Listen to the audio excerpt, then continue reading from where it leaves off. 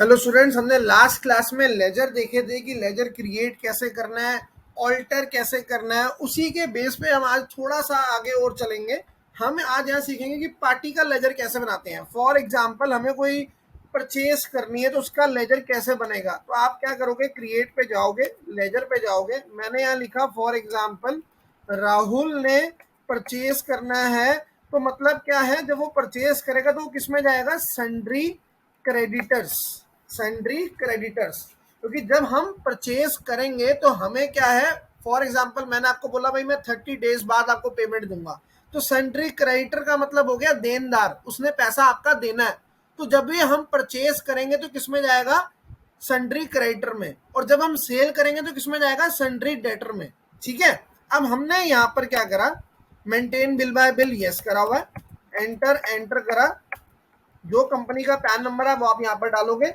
इसके बाद क्या है, मैंने यहाँ पर क्या लिखा, अमाउंट लिखा, ओपनिंग बैलेंस 1,80,000 पे मैंने एंटर करा। यहाँ पर मैंने यहाँ पर डेट लिखी कौन सी, 1/4/2020 का बना रहा हूं मैं बिल। मैंने यहाँ पर लिखा PUR, ये हमारा बिल नंबर है बेसिकली। मैंने यहाँ लिख दिया 30 डेज, अपने आप आ जाएगा।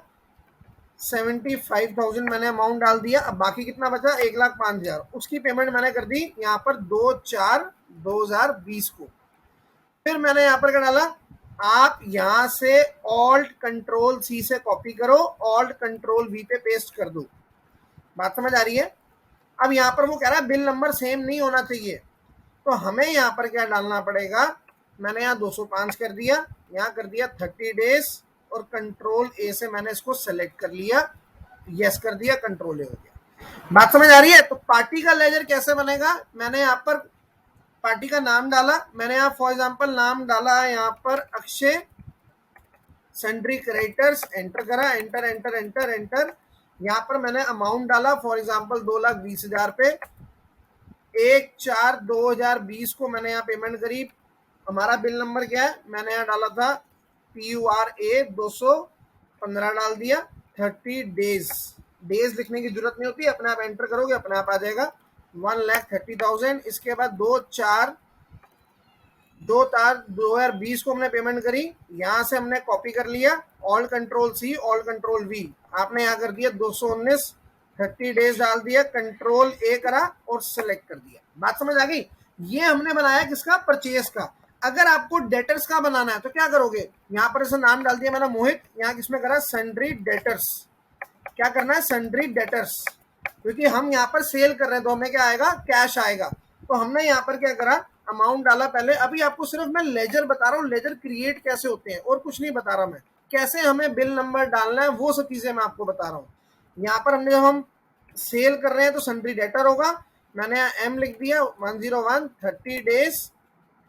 यहाँ पर मैंने अमाउंट डाल दिया कितना, 60,000, और 2/4/2020 को पेमेंट कर दी। जिस हिसाब से आप पेमेंट करोगे उसके हिसाब से आप बिल नंबर सब कुछ डाल देना। ठीक है, 30 डेज, कंट्रोल ए करा हमने, कंट्रोल ए करा, सिलेक्ट कर दिया। आपको चेक करने हैं, अपने बैलेंस शीट चेक करनी है, आप चेक कर सकते हो। मैंने ऑल्ट फंक्शन की F1 करा यहाँ पर।